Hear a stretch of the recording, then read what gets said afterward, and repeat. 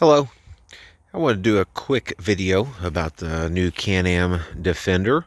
I was in the market a few months ago and really couldn't find any videos on YouTube kind of reviewing the 2021, so want to make a quick video to kind of show you the features and a couple of the things that aren't addressed on Can-Am's website, and hopefully help out anybody else that might be looking to purchase one of these.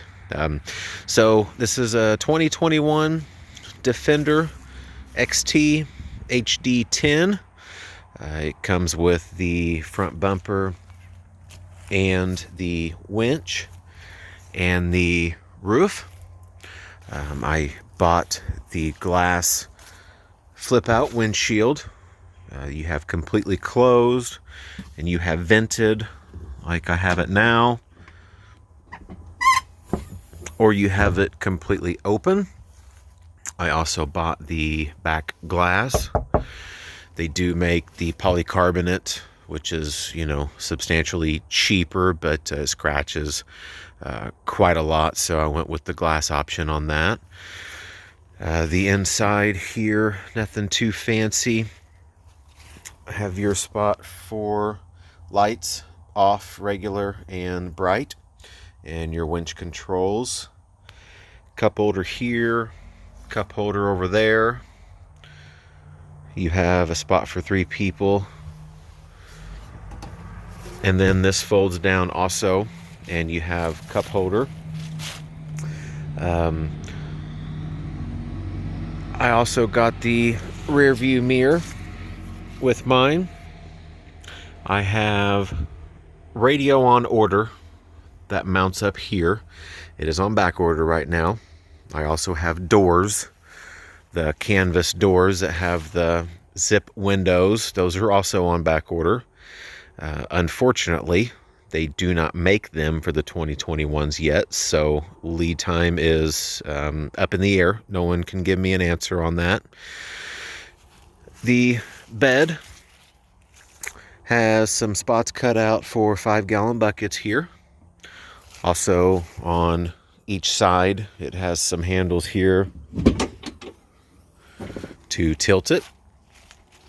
You can also disconnect that bracket there to make it tilt basically straight up and down if you need to.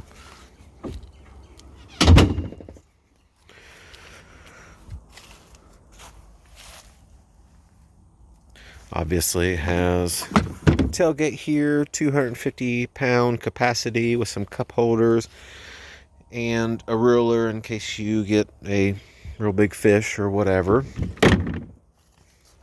LED tail lights. Also, the XT model came with the front bumper as well, I forgot to mention.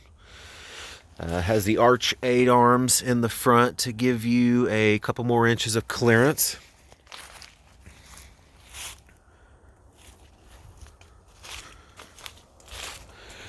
Going over a couple features on the inside. Like I mentioned, it has your little armrest here with extra couple cup holders. Has a bunch of storage down here on the bottom, as well as above your display here with USB port right there. Obviously, I forget to clean that whenever I wash it. There is a quote-unquote glove box right there. You open up.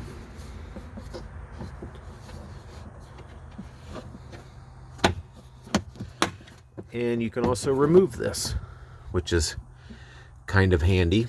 If you have a few tools you need to take with you for any reason. Same way with under here.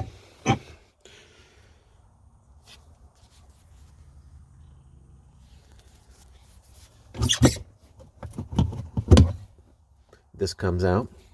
You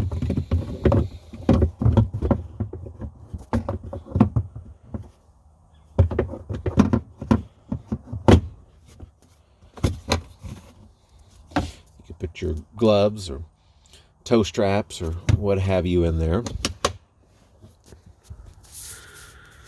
We'll start it up.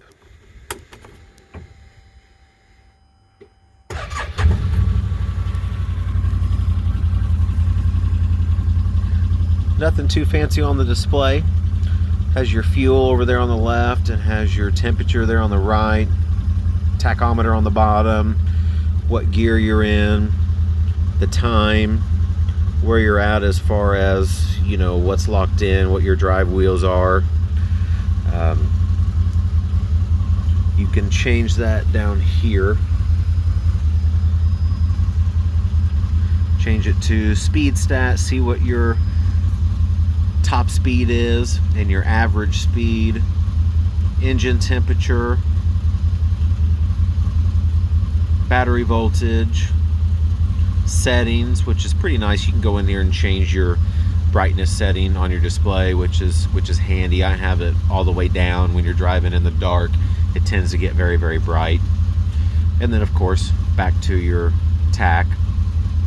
Also your trip on there on the top, 428 miles, and you know, trip A and trip B, and then your hour meter, and then back to the time. Also down here is you can lock in the back differential right here. That will go from, right now only one wheel is getting power. You select that and both wheels in the back get power. And right here, click that and it gives you four-wheel drive. So you can do that pretty easily. Right here you have a couple different options. Drive mode, right now it's on, you know, just regular.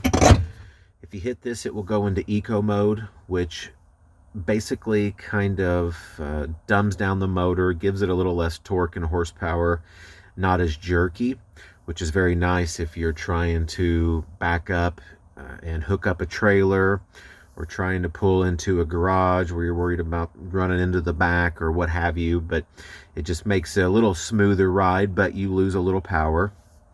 And the third drive mode is eco. That makes it again even further power decrease and gives you better fuel mileage, which, you know, obviously if you're out in the middle of nowhere and you're running low on fuel, you can go to eco mode. Still has absolutely plenty of power, but you will notice a difference going from regular to work mode or eco mode. You have down here your little port here for your phone charger or whatever you may use. Standard brake and gas pedal down there. Something I like is underneath the driver's seat, it's completely open. You can buy one of those storage boxes to put under here. I like it that it's open. I can put my feet back there, which doesn't seem like a big deal, but it is handy to have that extra room to do whatever you like. The gear selector here is pretty standard. Park, reverse, neutral, high, and low. Nothing too fancy about that. Tilt steering wheel, which is nice. You can raise it all the way up or in the middle or all the way down, whatever you would like to do. So I think that kind of recaps what I wanted to go over. Like I said, nothing fancy or special, but there were quite a few questions that I had when I was doing some research on purchasing one of these that I couldn't find the answers to.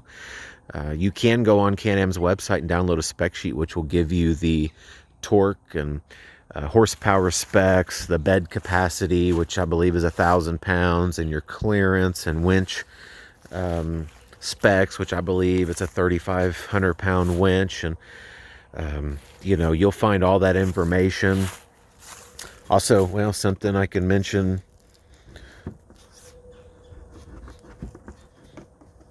I don't know how to do it.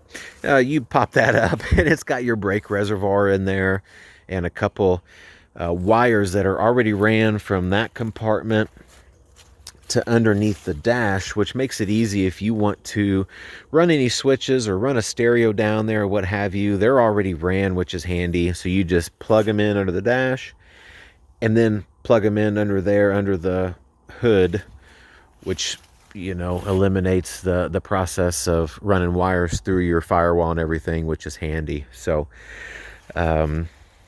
also, one last thing I wanted to mention, seatbelt. It does have a restriction on there. If the driver does not have his or her seatbelt connected, top speed is about 10 miles an hour, which is, you know, take it for what you will. I think it's kind of a nice feature. It gets you in the habit of putting your seatbelt on. You never know when something crazy happens and you might fall out of there. So anyways, driver's seat, it does not matter. They don't care about passenger seat. They don't care about them. They do not have to have a seatbelt. It does not have any speed restrictions, but the driver's seat, if you don't have your seatbelt in, you're limited to 10 miles an hour. So anyways, I think that about wraps it up. I covered all the questions that I had that weren't answered by any videos and or spec sheets or information on Can-Am's website. If you have any additional questions, feel free to leave me a comment there, and I will answer them to the best of my ability. But, you know, I bought this in early September. I've been extremely happy with it. I love the power it has. The comfort is just awesome compared to the Polaris Rangers that I've been in over the past, you know, few years. Just very impressed with it. It's just, the ride is awesome. So far, never had any issues with not having enough power or whatever. And I've used the bed quite a bit, you know, so I'm getting my money's worth.